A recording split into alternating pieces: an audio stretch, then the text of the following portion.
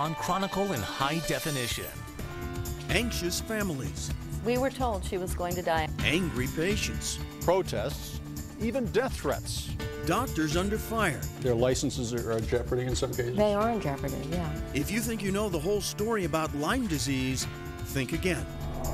The testing, shaky. There's no way to know that anybody has Lyme disease. The treatment, controversial. People are desperate and they're sick. And what's the next hot zone for infection? We look at the 128-495 corridor. Ticked. Next on Chronicle.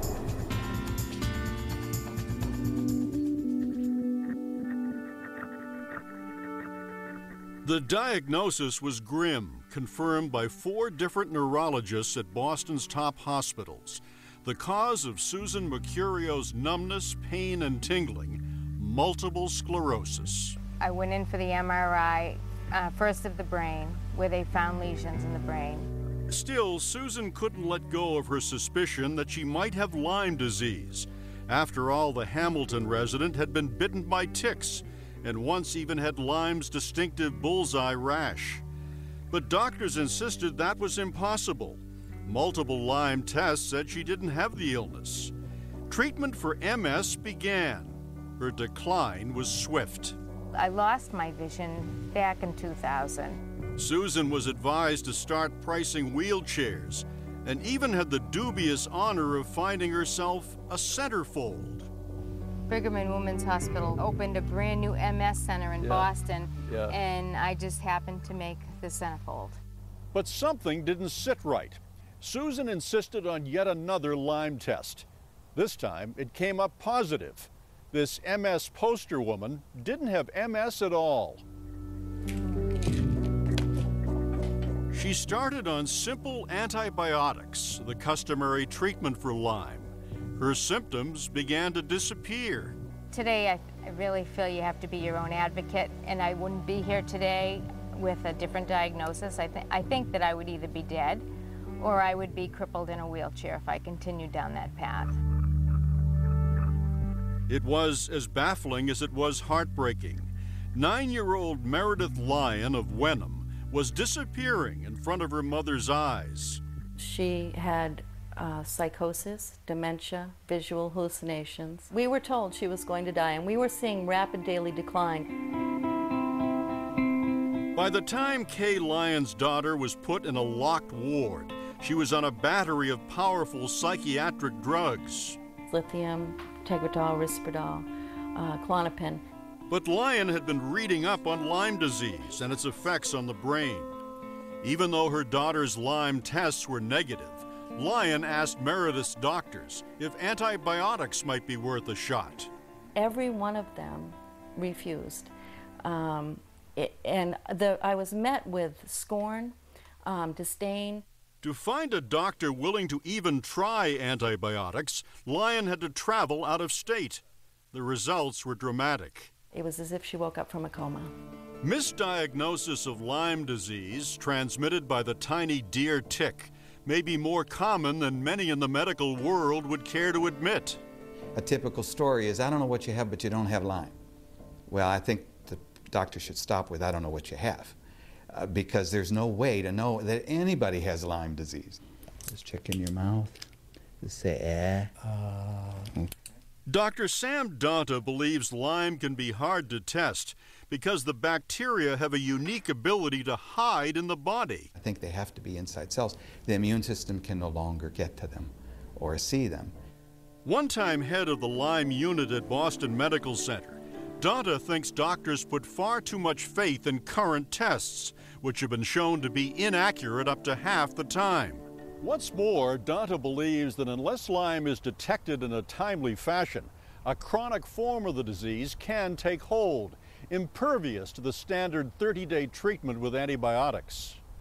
For this chronic form of Lyme, Donta's antibiotic treatment is open-ended. I tell patients we average 18 months of treatments to get them either all better or mostly better. Just one problem.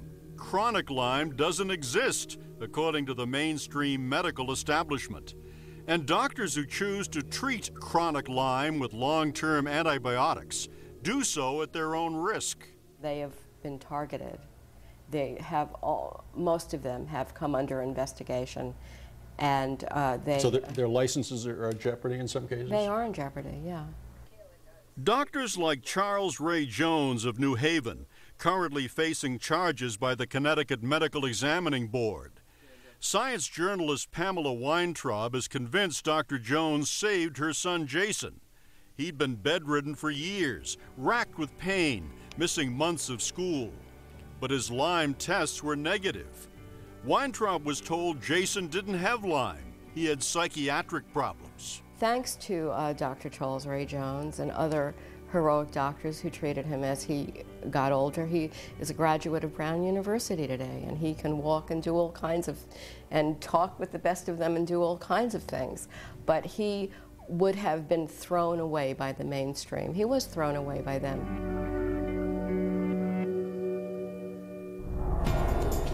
Coming up next, almost a half century with Lyme. All kinds of central nervous system vision problems. I've been blinded hundreds of times.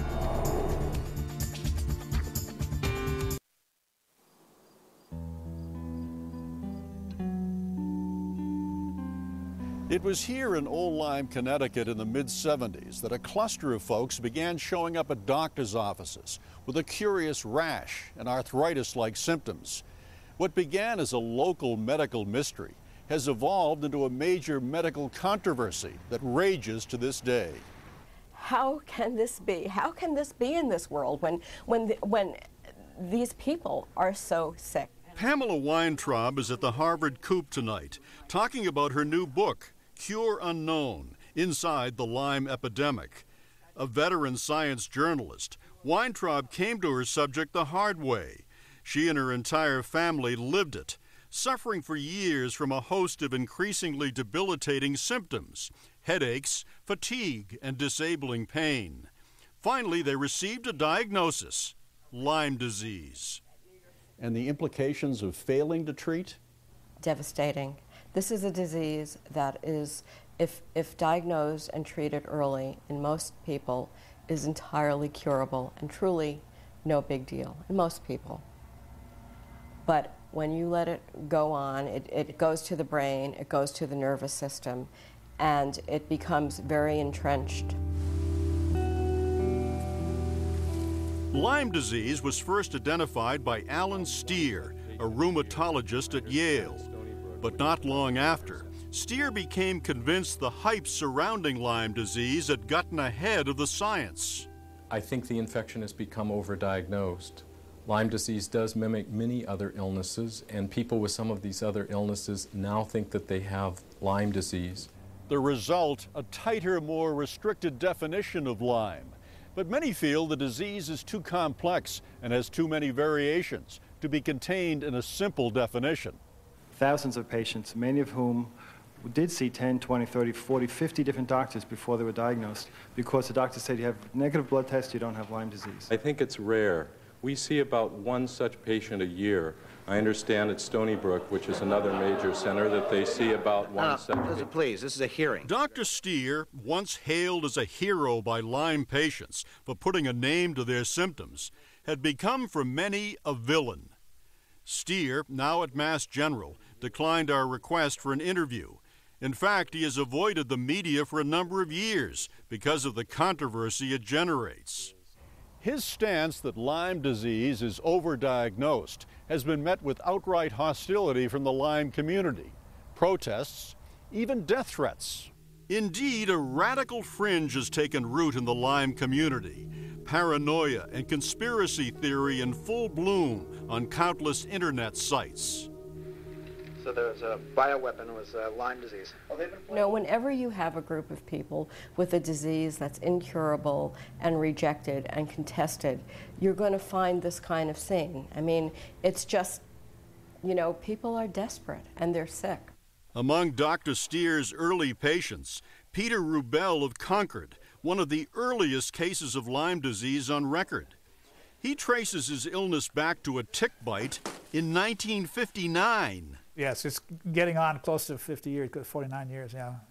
Undiagnosed for almost 30 years, Rubel was on daily IV antibiotic treatments when Chronicle interviewed him in 1990. I was the one of a group of 28 patients under Dr. Alan Steer that was part of a trial that proved that ceftriaxone given 2 grams a day for 28 or 30 days would do the job. Steer's study concluded that Lyme could be eradicated with a month's worth of antibiotics, findings adopted by the Infectious Disease Society of America, or IDSA. IDSA guidelines say patients who don't respond to a short course of antibiotics do not have Lyme, but something else. Chronic Lyme does not exist. But these doctors that I call some of them the early experts, because they were involved early, overcommitted themselves, and now they don't want to back off.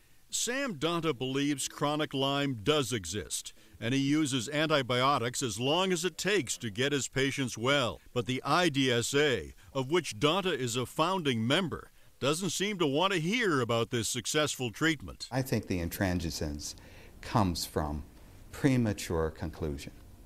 And now they've dug their heels in and they don't want to back off. How embarrassing can it get to say, oh, I was wrong? As for Steer's patient, Peter Rubel, turns out the cure didn't take after all.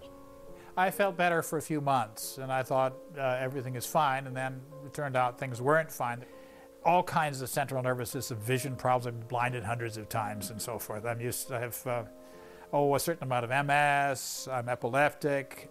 Now, the IDSA's narrow guidelines for treating Lyme disease have drawn attention outside of medical circles.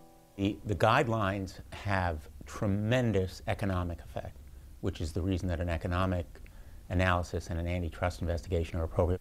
Richard Blumenthal, Attorney General of Connecticut, opened an investigation when he heard that thousands were being denied treatment or insurance coverage because of the restricted Lyme guidelines.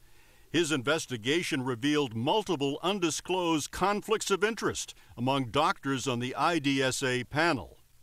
Some were on the payroll of insurance and drug companies. Others had financial interests in patent development. Furthermore, the panel excluded any doctor who didn't toe the party line, that there's no such thing as chronic Lyme disease. One of the individual members of the panel who disagreed or dissented was actually himself excluded and shown the door. The person kicked off the guidelines panel? Sam Donta. So I think this is a sad chapter for us. Our Infectious Disease Society made guidelines prematurely. I tried to warn them and say we're not ready for guidelines because we don't know what this is all about.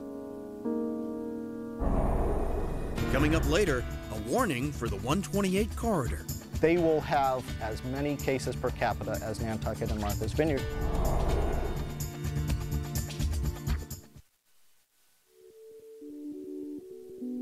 Navigating the maze of the Lyme lands can be daunting.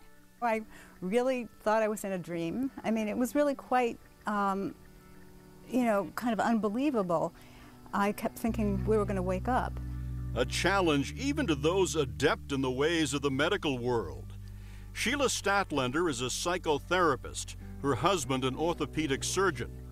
When their oldest child fell ill, doctors at Boston's top hospitals couldn't figure it out.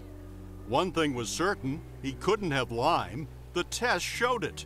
If we feel naive anywhere, it's that we just kind of blindly accepted that these tests were reliable. Then their second child got sick, and finally Ari, their third. That's when Sheila Statlander realized they had to figure things out themselves. What we learned was, frankly, very appalling. But now I was getting the information that those tests are unreliable. So that's when we realized that the kids had really never been appropriately evaluated. Like Pamela Weintraub, she found her way to Dr. Charles Ray Jones in New Haven. I believe that he saved my children. You go to school all day long? It's no coincidence that both families found their way to Dr. Jones, Kay Lyon and her daughter as well. I don't believe in organized religion, but Dr. Jones is a saint. He is a living, breathing